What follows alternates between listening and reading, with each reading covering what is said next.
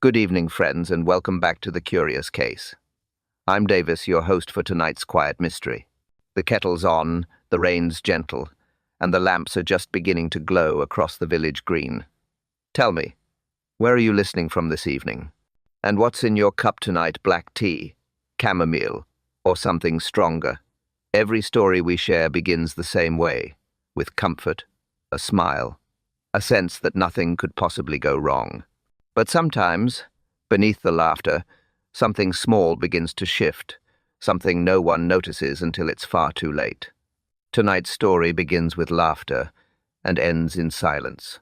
The morning mist clung softly to the hedgerows as Street Mary Mead came to life, one teacup at a time. The milk cart rattled down the lane. Sparrows quarrelled over crumbs outside the bakery. And from the vicarage to the post office, gossip moved faster than the wind. At the Bluebell Cafe, Mrs. Dodds was already arranging scones in the display window, each one brushed with jam so neatly that it looked like a painting. Lady Dolly Bantry was her first customer, as always wrapped in a shawl of lavender wool and good intentions. "Any word from your nephew yet?" she asked cheerfully, not waiting for an answer. "Still abroad, Lady Bantry," Mrs. Dodds said, "though he's promised a postcard from Rome. A promise, in this village, was nearly as binding as marriage." Across the green, Miss Jane Marple walked at her usual pace, neither hurried nor idle, her eyes seeing everything and appearing to see nothing at all. She paused near the post office, where Agnes Reed was chalking the date on the notice board. "Good morning, Agnes," said Miss Marple. "Morning, Miss Marple. Lovely day for October, isn't it?" "Quite," Miss Marple said, "though sometimes the loveliest days are the ones that end rather strangely." Agnes looked puzzled, but Miss Marple only smiled. By 10 o'clock, the village was humming like a kettle about to boil. The ladies of the parish committee met outside the church hall, discussing tablecloths and sandwiches for the evening fete. The vicar's wife was counting paper lanterns. Someone mentioned a harvest competition.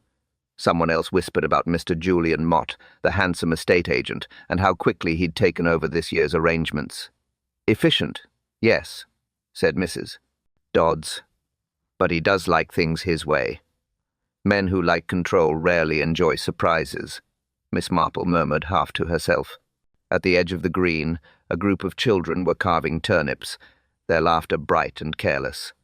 One boy held up his lantern proudly, its jagged grin flickering in the pale Sunday. "Look, miss," he called. "It's a witch." Miss Marple smiled. "So it is," she said softly. Then her eyes drifted to the church clock. It had just struck 11, but the sound that followed seemed faintly off, a note out of tune. She tilted her head, listening. No one else noticed. Moments later, Lady Bantry waved from across the green. "Jane, you'll be coming tonight, won't you? Julian's promised quite the spectacle." Miss Marple hesitated only briefly.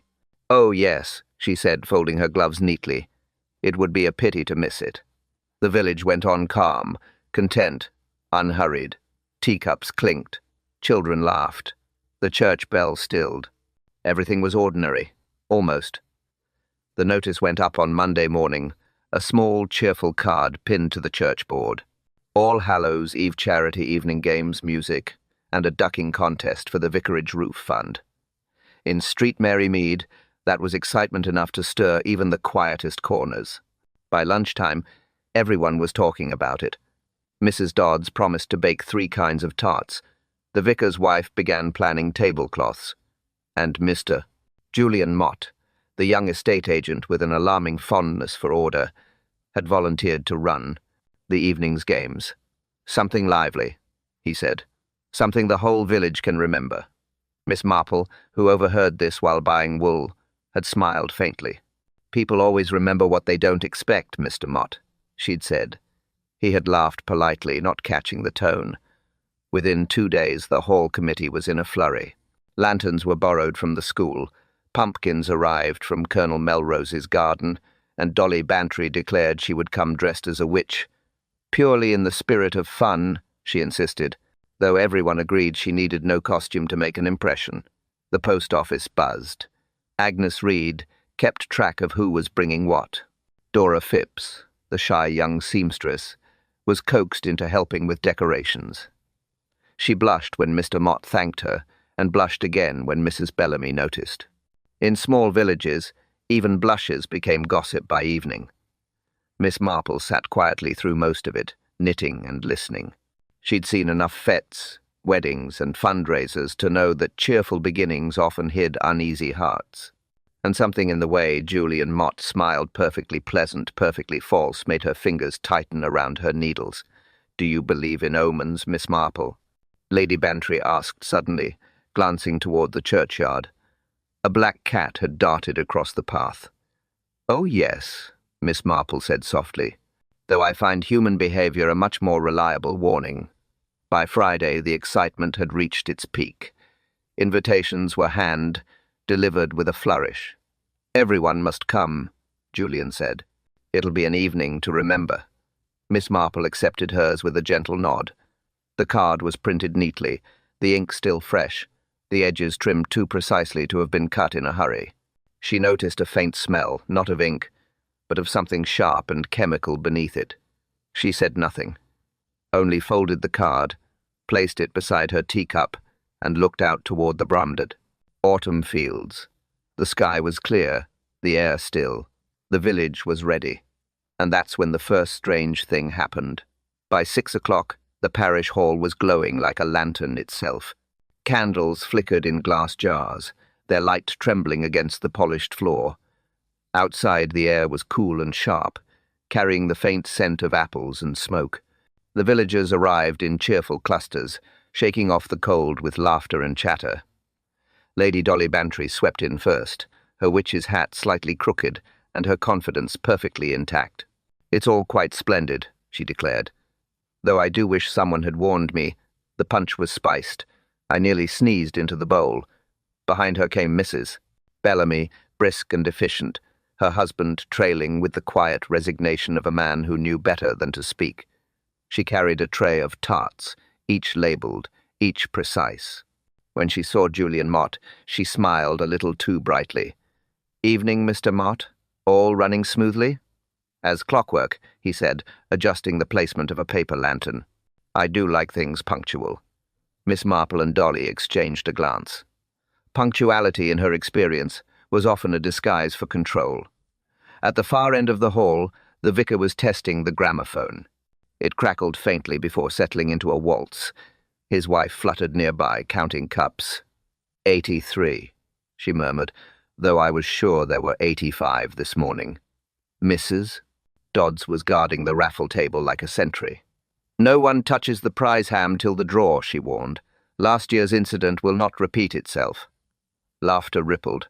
The atmosphere was light, but just beneath it, something felt slightly strained. Conversations paused and resumed too quickly. Eyes lingered too long on Julian Mott and Mrs. Bellamy as they spoke by the refreshments. Dora Phipps watched them, nervous fingers twisting a ribbon. "Poor girl," Dolly whispered. "She looks frightened." "Not frightened," Miss Marple said quietly. "Expectant." The evening moved on. Games were announced. Children giggled as they queued for the apple-bobbing tub. Julian checked his watch every few minutes. The vicar's wife adjusted decorations that needed no adjusting. And from somewhere near the door, a faint draught made one of the candles flicker, almost go out then steady again, as though caught by an unseen breath. Miss Marple noticed. Small things always spoke first. The clock on the wall ticked steadily above the laughter, calm, unhurried, perfectly in rhythm. But in a story like this, timing was never innocent, and no one knew the clock had already started. The evening began in earnest when Julian Mott clapped his hands for attention. "Ladies and gentlemen," he announced, his voice bright and commanding, "the time has come for our first game, the ducking of apples, a Halloween tradition older than the village itself." Laughter and applause followed. Children rushed to the front, faces flushed with excitement. The large copper tub gleamed beneath the lanterns, its surface rippling with candlelight. Mrs. Bellamy stood beside it, adjusting her apron. "Cold as sin," she said with a forced smile. "But tradition is tradition." The vicar chuckled nervously. "Perhaps we should pray the water behaves. Or the players," Julian replied, to a few scattered laughs. Lady Bantry leaned toward Miss Marple. I do love these old games. So harmless, aren't they? Harmless, Miss Marple repeated softly, eyes fixed on the tub. Yes, until they aren't. Julian read the names aloud from a small list. Miss Dora Phipps, Mr. Alec Hardy, Mrs. Mott. Each participant stepped forward, eager or hesitant, while the crowd cheered them on. Dora knelt first, her fair hair falling over her shoulders. The water shivered as she leaned in. 1 minute, my dear, Julian said. No more than that.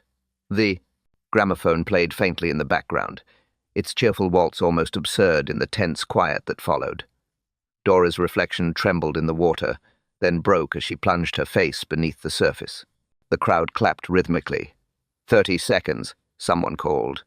When Dora lifted her head, laughing and gasping, the relief was genuine. Got it, she cried, holding up the dripping apple between her teeth. The crowd cheered. Next, Julian said briskly. Mr. Hardy.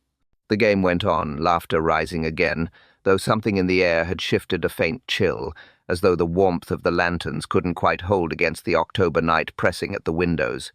Miss Marple's eyes moved from Julian's list to the table beside the tub. A folded towel, a glove, faintly damp, a slip of paper tucked beneath the bowl. Small things, easily missed. When it was Mrs. Mott's turn, she hesitated. Just a moment, she murmured, glancing toward her husband. He smiled tightly. Don't be shy, dear. Everyone's watching. She stepped forward, hands trembling just slightly. Julian gestured gallantly. The water's perfect, I promise. Mrs. Mott knelt. The crowd leaned closer. The gramophone crackled. The clock ticked once, sharply, and then one candle near the tub flickered out, leaving a thin trail of smoke curling upward through the laughter. A tiny, perfect shadow in the middle of the light. The laughter faded as the gramophone stuttered. For a heartbeat, no one noticed. Mrs. Mott had leaned forward, her hair brushing the surface of the water, her reflection rippling in and out of shape. The copper tub gleamed under the lanterns, and the candle beside it hissed faintly from its earlier sputter. Julian Mott checked his watch. All right, my dear. 30 seconds. His voice trailed. The hall had gone very quiet. The water moved once, then stilled. Evelyn, he said lightly. That's long enough now. No answer. Someone laughed nervously. She's making it dramatic. But the seconds kept passing, and something was wrong with the way the surface of the water trembled. Not the lively kind of movement, but slow, circular, as though stirred from beneath. Miss Marple stepped forward. Mr. Mott, she said calmly. Lift her, please. He blinked. Nonsense, she'll come up in a moment. Now, Mr. Mott. Her tone left no room for argument. 2 men hurried forward, the vicar and young Alec Hardy. Together, they grasped Mrs. Mott under the arms and pulled. The water spilled over the rim, splashing the floor. Her hair clung to her face. Her head hung back. An apple floated near her hand, untouched. For a long moment, no one spoke. The gramophone needle kept spinning, silent now. The waltz had ended, but the record turned on, whispering faintly. Mrs. Dodds clapped a hand to her mouth. Dear Lord, the vicar breathed. Julian stood frozen, his hand still half raised as if he could rewind the moment with a gesture. It can't be she was only playing. Miss Marple touched the woman's wrist, then her throat. Her face was pale, her expression unreadable. Call Dr. Haddock, she said quietly. And no one leaves the hall. Dolly Bantry's voice trembled. Jane, is she? Miss Marple only shook her head once. The hall filled with a strange, hollow sound. Not crying, not panic, but the uneven shuffle of people realizing that the evening had turned into something unthinkable. Someone drew the curtains closed. The lanterns flickered. The water in the tub was still again, except for the faintest bubble that rose and vanished. Outside, the wind shifted through the trees, brushing against the windows like fingertips. Inside, the clock ticked once more, clear, precise, indifferent, and then nothing moved. For a few seconds, there was only the sound of dripping water spilling from the overturned tub. pattering against the floorboards like slow rain. Then the hall erupted. Someone screamed. Someone else fainted. Mrs. Dodds began praying under her breath, the words tumbling out too fast to make sense. The vicar shouted for space, his voice shaking more than he intended. "Move back. Please give her air." But there was no air left to give. Lady Bantry clutched her pearls with trembling fingers. "It must have been an accident," she insisted. "She slipped. People do slip, don't they?" Julian Mott didn't answer. His face was grey, his hands wet, his eyes fixed on the tub as if it might explain itself. Dora Phipps began to cry softly near the door.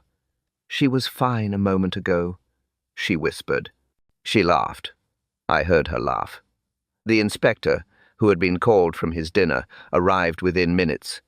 Inspector Slack, solid and brisk, the sort of man who believed panic was contagious and ought to be quarantined immediately. He stepped into the hall, hat in hand, eyes scanning every corner. "All right," he said. "No one leaves. Everyone stays exactly where they are."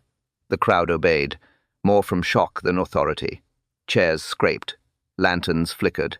A teacup rolled from a nearby table and shattered, sharp and final. Miss Marple stood a little apart, watching quietly as Slack began his work, the way people avoided his questions, the way eyes darted away from the body, the way Julian's jaw clenched every time someone said his wife's name. She was delicate, Mrs. Bellamy offered. Her nerves, you know how fragile she could be. "Too fragile for water?" Miss Marple asked softly. Mrs. Bellamy blinked. "I beg your pardon?" "Nothing," Miss Marple said. "Only thinking aloud." Slack turned toward her. "You were here the whole time, Miss Marple?" "I was, though I fear my position afforded a rather limited view." He nodded curtly. "Then you'll assist me by keeping everyone calm." "I shall. Try," she said. But calm was a difficult thing to find in that room. People whispered in small clusters. Someone muttered that the water had been too cold. Another swore they'd seen Julian drop something near the tub. Slack called for order again, but his voice barely carried. Miss Marple glanced toward the window. The lantern light cast long shadows across the floor, but the one near the door seemed too still. No sway, no flutter. Perfectly motionless, even as the others trembled. Something about the silence bothered her. When order was finally restored, or something that faintly resembled it, the parish hall looked strangely small. The laughter had drained from the walls, leaving behind a dull echo and the faint smell of wet wool. Inspector Slack moved briskly about, taking statements, snapping instructions, and filling the silence with the rhythm of authority. Miss Marple, however, was not listening to his words. She was watching his shoes. Each time he crossed the room, the floorboards gave a faint, sticky sound, not blood water mixed with something else. She followed the sound with her eyes until it led her back toward the copper tub. A towel lay nearby, neatly folded. Too neatly. Someone had placed it there after the panic. She bent down, fingertips brushing the fabric. Cold, damp, and faintly sharp. She lifted it closer. "Vinegar?" she murmured. "No, not vinegar. Something chemical, stinging faintly at the nose." "Miss Marple," Slack called, irritation just below the surface. "If you please, step back. This is a crime scene." "Indeed," she said mildly. "And it appears to have been a well-prepared one." He frowned. Meaning, she said softly, "that this towel was not dropped in panic. It was arranged. Someone wanted the scene to look tidy again." Slack muttered something under his breath about old women and imaginations, then turned to question Julian Mott, who was standing rigid by the door. His hands were clasped tightly behind his back. His left cuff was wet. His right was dry. "Mr. Mott," Miss Marple said gently, "you had charge of the list, did you not?" "Yes," he said, not meeting her eye. "Everyone who played. And where is the list now?" He hesitated. "Somewhere on the table, I imagine." "Ah," she said, scanning the cluttered surface, "except the table is bare." He looked down, as though only now realizing it. "Perhaps it fell." "Perhaps," said Miss Marple. She turned away, pretending not to notice the stiffness in his shoulders. Instead, Her gaze drifted toward the scullery door half open, a faint draught curling through it. On the floor just inside, a dark smudge traced across the tiles. She stepped closer. It wasn't dirt. It was ash. And within it, a fragment of paper, thin as a moth's wing, edges burned. The smell was the same, sharp, chemical, unnatural. She straightened slowly, eyes narrowing. "How curious," she said. "One doesn't usually find ash before the fire is lit." The inspector looked up. "What's that?" Miss Marple smiled faintly. "Something that shouldn't be." And as she turned back toward the hall, the clock struck 8, each chime clear, precise, deliberate. She counted them, and then stopped at 9. By morning, the shock had cooled into something sharper curiosity wrapped in unease. The police had sealed the parish hall, but Inspector Slack made an exception for Miss Marple. He had learned, through reluctant experience, that her quiet observations often solved what his methods could not. The hall smelled faintly of damp cloth and smoke. The copper tub still stood in the center, half filled, its surface dull now, the laughter of the night before long gone. Miss Marple knelt beside it, studying the floorboards. "The water's clear," she murmured. "No sign of soap, oil, or residue." Slack folded his arms. "Meaning?" "Meaning," she said, "that nothing in the water caused her death." He frowned. "Then what did?" She didn't answer. Instead, she walked to the table where the candles had been set. Only 2 remained unburned. The others were warped, their wicks blackened unevenly. She lit one match and held it near the edge of the tub. The flame flickered, then went out. Slack blinked. "Draught, perhaps." Miss Marple shook her head. "No, a draught would bend the flame, not kill it. Try again." He struck another match and repeated the motion. Same result. The flame died before touching the water's surface. "If the flame dies near the tub," Miss Marple said quietly, "the air itself is wrong." Slack straightened. "You're saying the water suffocated her?" "Not the water," she said.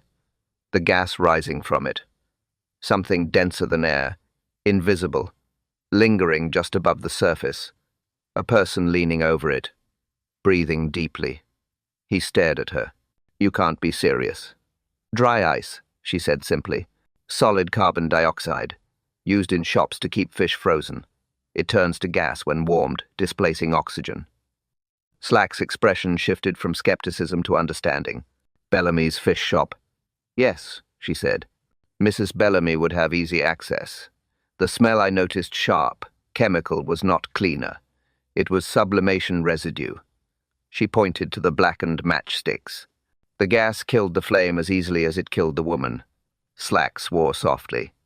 "You're telling me someone put dry ice in the tub?" "Tied beneath the water," she said. "It would remain solid until released. Then the gas would rise, unseen, while the victim leaned in." He exhaled slowly. "So it wasn't an accident?" "No," she said. "It was a demonstration in perfect timing. The block had to fall at the right moment, and only one person could ensure that." She turned her gaze toward the doorway, toward the string faintly, tangled on the hinge, a thread almost too fine to see. "Ah," she whispered. "The invisible hand." By midday, the parish hall had turned into an interview room. Chairs were rearranged in neat rows, and the smell of tea barely covered the chill that clung to the air. Inspector Slack sat behind a folding table, pencil in hand, jaw set tight.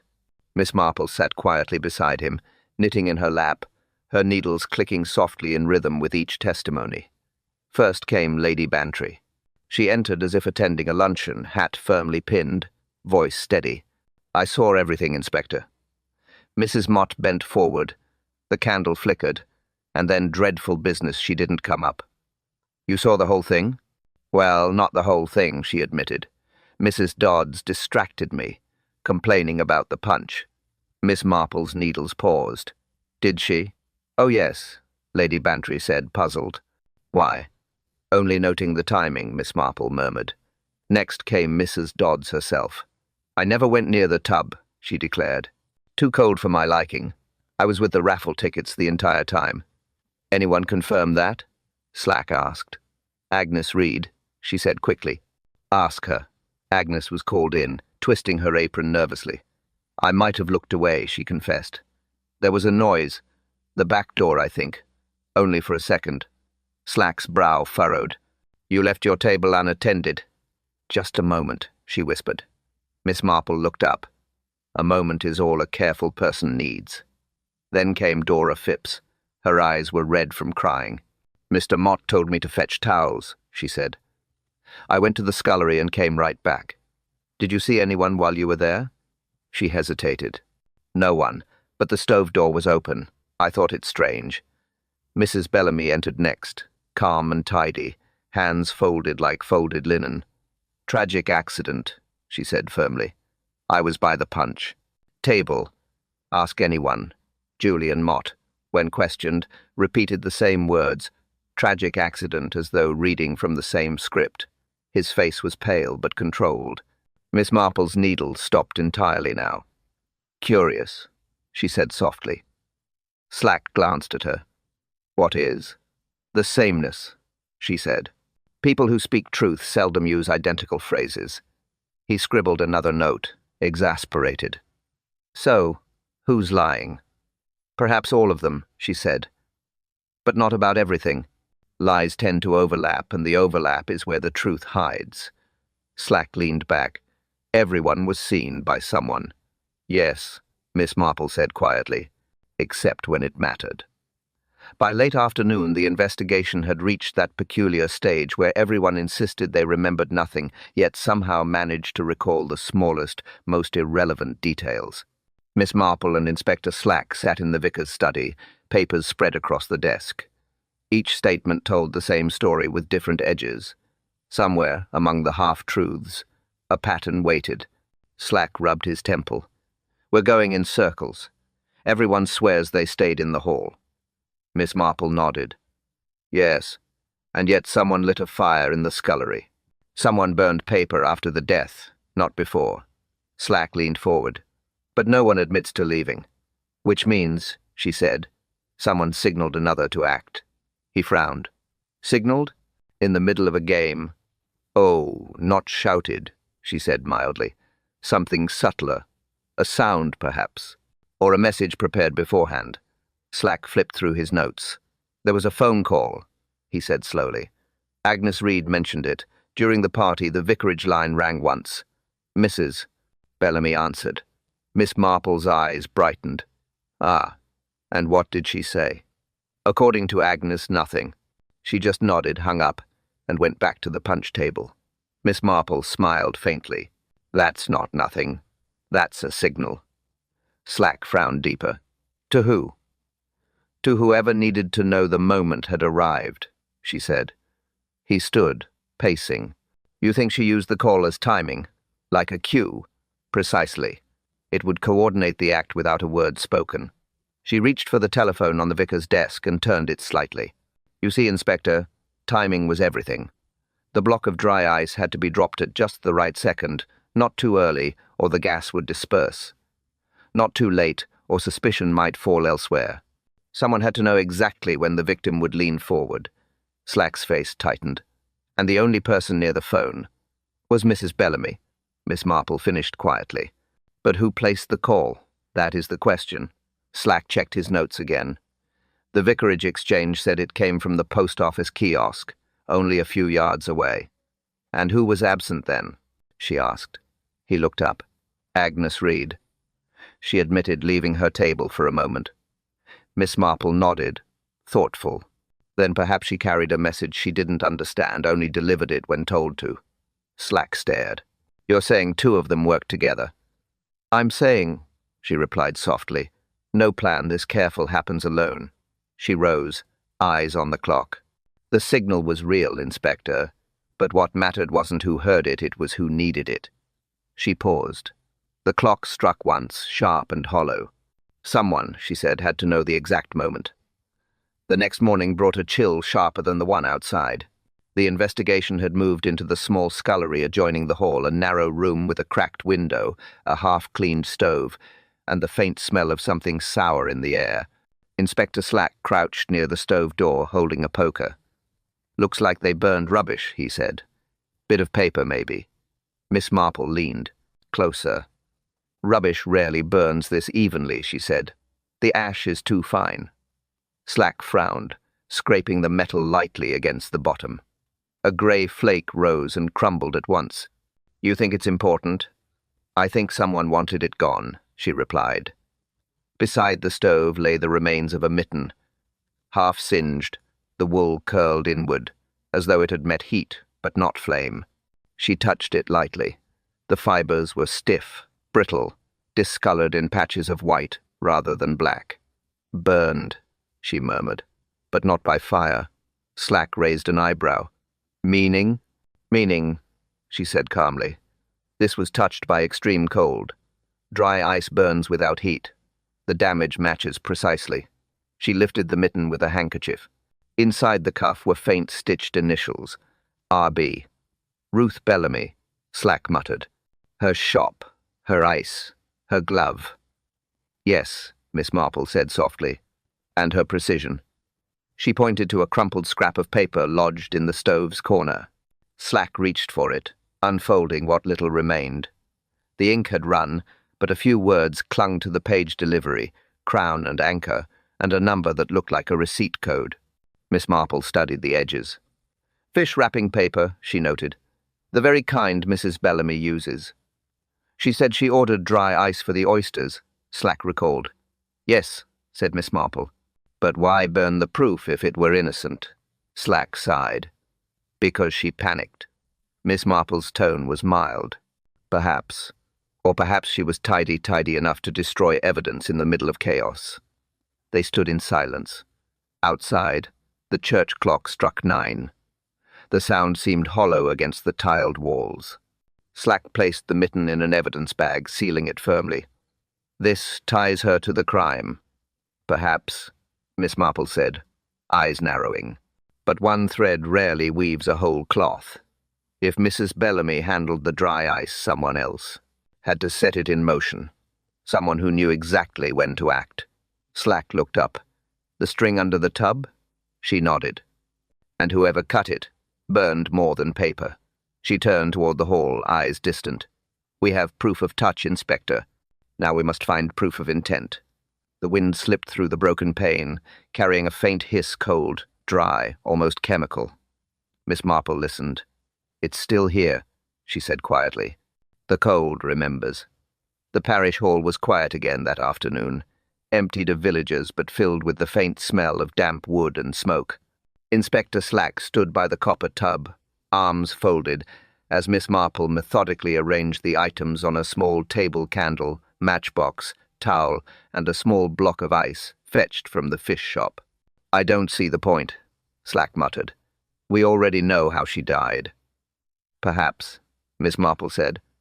"But understanding how is not the same as knowing who. The answer usually hides inside the method." She lit a candle and placed it on the edge of the tub. The flame wavered, steady for a moment, then shrank as she lowered it closer to the water. "Watch carefully, Inspector," she said softly.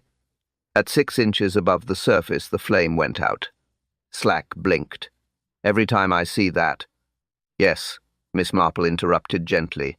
"A candle won't burn where a man can't breathe." He looked down at the tub as if seeing it anew. "So the air here was poison." "Not poison, deprived of oxygen." The gas from the dry ice pushed the air aside. She gestured toward the string coiled on the rim.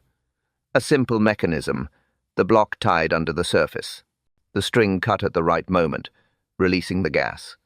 Slack crouched, tracing the line of the string with his finger. "And the person who cut it would need to know exactly when the victim leaned forward." "Precisely," Miss Marple said. "That was the purpose of the telephone. Signal. One ring a cue. The moment was timed, coordinated." Slack nodded slowly. "Bellamy's glove proves she handled the dry ice. But she couldn't be both in the hall and at the phone." "No," Miss Marple agreed, "which is why she wasn't alone." She moved toward the stove, touching the soot-marked edge. "The burning of the paper that was clean-up. Proof destroyed. But what interests me, Inspector, is timing. A plan this delicate requires trust and fear. Slack stared at her. You mean one of them controlled the other? Exactly, she said. Mrs. Bellamy had the means. Mrs. Mott had the opportunity. And between them, desperation made reason vanish. For a moment, neither spoke. The candle beside the tub flickered again, struggling in the air. Miss Marple blew it out herself this time. There, Inspector. Now you understand what she felt, breath gone, light fading, and not a soul realizing why. She looked up toward the door where the late sun streamed faintly through the glass. And the person who planned it, she murmured, was calm enough to watch it happen. By the next afternoon, the storm that had hovered over Street. Mary Mead finally broke not outside, but in the small meeting room behind the parish hall. Inspector Slack sat opposite Ruth Bellamy, his pencil poised, his patience thinning. Miss Marple sat quietly by the window, eyes half closed, knitting untouched in her lap. Let's review again, Slack said. You ordered the dry ice. Yes. And Mrs. Mott helped you set up the games. She offered, Ruth replied evenly. Evelyn had delicate nerves but a steady hand. Miss Marple opened her eyes. A curious combination, don't you think? Fragile, yet precise. Ruth said nothing. Slack turned a page in his notebook. We've confirmed the call came from the post office kiosk. Agnes Reed said she was sent there. By me, Ruth admitted. Mr. Mott asked for ice earlier. I thought it might be about that. Yet the call came moments before his wife's turn, Slack said. Ruth's lips pressed together. Coincidence. Perhaps, Miss Marple murmured. But coincidences are like pins in a cushion, rarely there by accident. Across the village, another conversation took place in the Bellamy kitchen. Dora Phipps sat trembling on a stool as Dolly Bantry poured tea and asked quiet questions. Dora's eyes were red. She told me to fetch towels, the girl said. Said there'd be splashing. I didn't know. Who told you? Mrs. Bellamy. Dora swallowed. But Mrs. Mott said the same thing later, that we'd need extra towels. They both said it, almost the same words. By early evening, Slack had both women's statements spread before him. Each insisted she'd acted alone. Yet the times overlapped: Ruth by the stove, Evelyn by the ticket table, Agnes at the phone. The pieces fit too neatly. Miss Marple traced a finger down the list. You see, Inspector, the signal at 7:42, the cut string at 7:43, the shout at 7:45. Perfectly timed. Slack looked up. You think they rehearsed it? Not rehearsed, she said softly. Practiced in mind? Two women wronged by the same man, sharing silence until silence became plan. He exhaled slowly. So, Bellamy set the trap. Mott sprung it. Exactly, said Miss Marple. They moved separately, yet perfectly in sync. Outside, the church clock began to chime. Its sound carried through the open window. Slack closed his notebook and stared at the tub through the doorway, still there, still gleaming faintly in the fading light. They thought timing would save them, Miss Marple whispered. But timing will undo them. Every minute leaves a trace. She folded her hands, eyes on the darkening hall. And theirs, she said quietly, are written in frost. Evening settled, over Street Mary Mead, with a strange, heavy stillness. The investigation had narrowed to two women, Ruth Bellamy and Evelyn Mott, and the weight of silence now did the questioning better than any voice could. Inspector Slack stood beside the fire at the vicarage, his notepad open, though he had stopped writing. Across from him sat the two suspects. Between them, a small table with untouched tea. Miss Marple sat at the edge of the room, her hands folded neatly on her lap, eyes lowered, as though she were listening to a sermon only she understood. Ruth spoke first, her tone crisp, defensive. I had nothing to gain from his death, Inspector. The whole village knows Julian's affairs were his wife's concern, not mine. Evelyn flinched. You encouraged him, she whispered. You knew what he was doing. I knew, Ruth said coldly, and I pitied you for allowing it. Slack cleared his throat. Enough. Let's keep to facts. But facts had already turned into wounds. Miss Marple raised her head slightly. Perhaps we might let them speak. she said softly. Truth doesn't need pushing. It only needs quiet. Slack frowned but said nothing. The room fell still. Only the clock on the mantel ticked slow, precise, merciless. Evelyn's fingers trembled around her cup. He said he'd have me committed, she whispered. Said my nerves made me unfit, that he'd send me away and take everything. And you told Mrs. Bellamy? Miss Marple asked gently. Evelyn nodded. She understood. He'd taken money from her shop too, promised to invest it. It was gone. Ruth's composure cracked for the first time. He ruined me, she said. Years of work, and he smiled as he did it. So, you planned together, Slack said flatly. Ruth looked at him sharply. No, we only talked. Talking is not murder. No, Miss Marple agreed quietly, but planning is close enough to listen. The silence stretched. Again, Evelyn looked down at her hands reddened, the fingertips bandaged. Slack noticed. Cold burns, he said. She didn't reply. Miss Marple leaned forward slightly. You see, my dear, guilt often tries to hide behind reason, but reason trembles when it faces memory. Evelyn's lips parted. We wanted to frighten him, she whispered. Only that. To make him see. Ruth's eyes flashed. Don't speak. But the voice had already broken. Evelyn's gaze fixed on the dark window, as if the reflection might forgive her. And that's when, Miss Marple said softly, the truth began to tremble. The vicarage drawing room was dim, the only light coming from a single lamp and the flicker of the hearth. The storm outside had passed, leaving behind the stillness that follows any breaking of weather or truth. Ruth Bellamy sat perfectly straight, her hands clasped, her eyes fixed on the fire. Evelyn Mott sat beside her, pale, hollow, her composure slowly unraveling thread by thread. Inspector Slack stood near the mantel.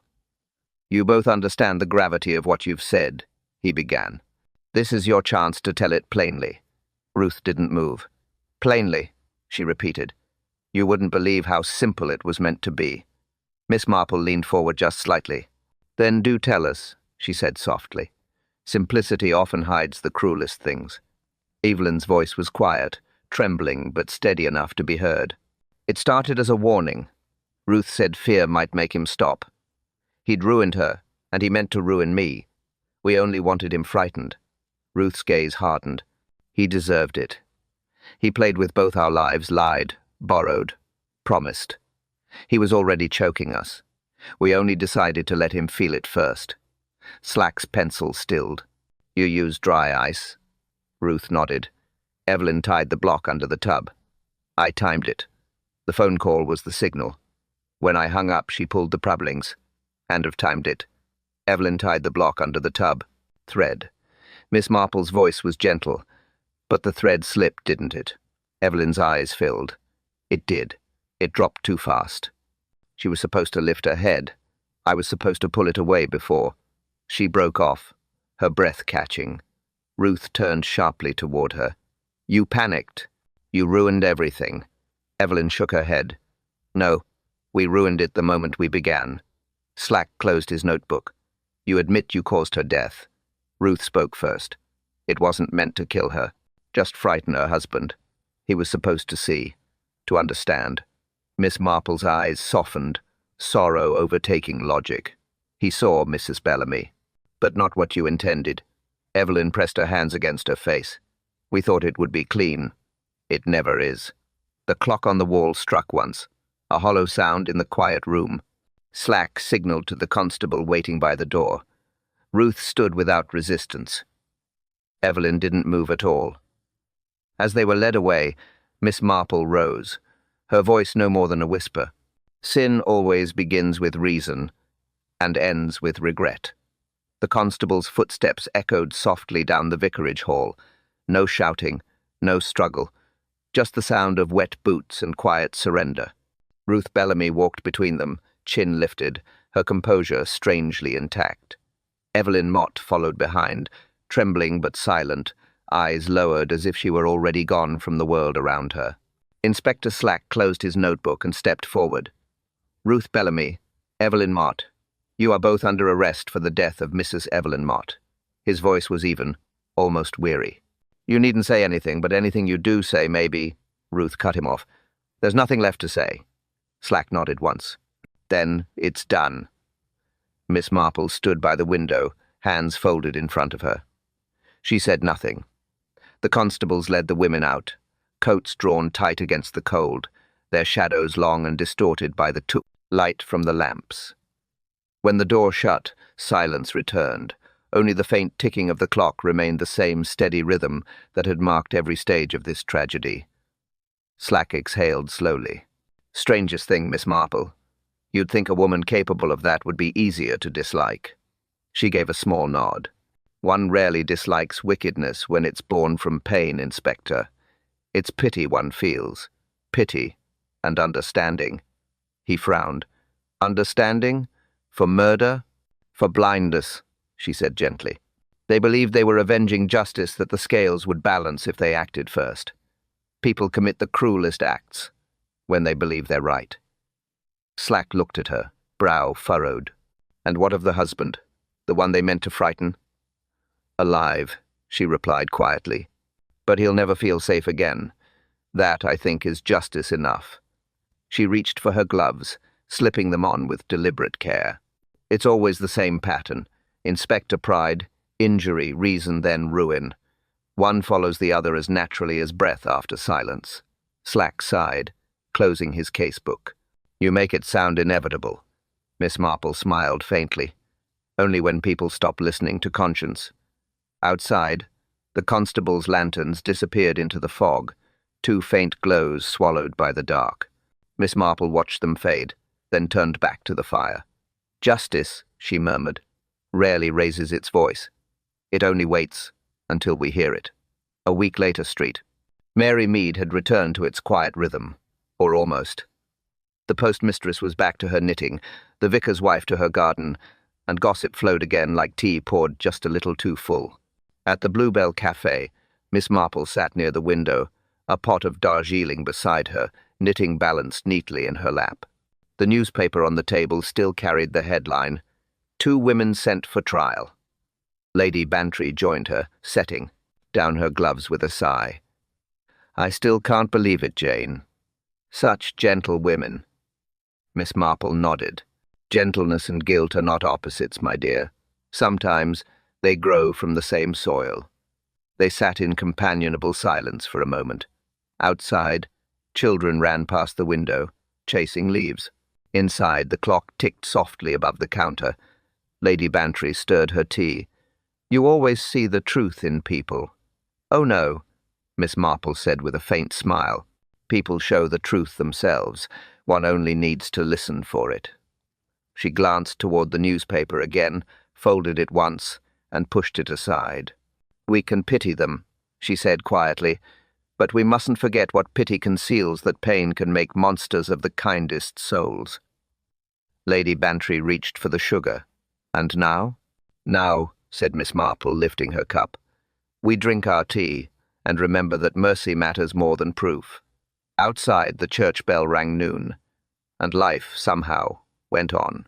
Thank you, dear friends, for joining us tonight in our quiet corner of mysteries. I'm Edward, your host, and this has been another evening with Miss Marple, where tea, truth, and timing reveal everything. Tell me, which clue gave it away first for you? Was it the candle that wouldn't burn or the silence that lasted too long? Share your thoughts in the comments below. And if you'd like more evenings like this, mysteries told by lamplight, do consider joining our membership or leaving a small tip of thanks. Until next time, stay curious, and as the lamps dim in street. Mary Mead. Another clock begins to tick somewhere else. Another village, another question, waiting beneath the calm. Miss Marple may think her needles can rest for now, but fate, it seems, has other ideas. Because next week, a visitor will arrive at her door, polite, pale, and carrying a letter no one wrote. And inside that envelope waits the first line of another secret.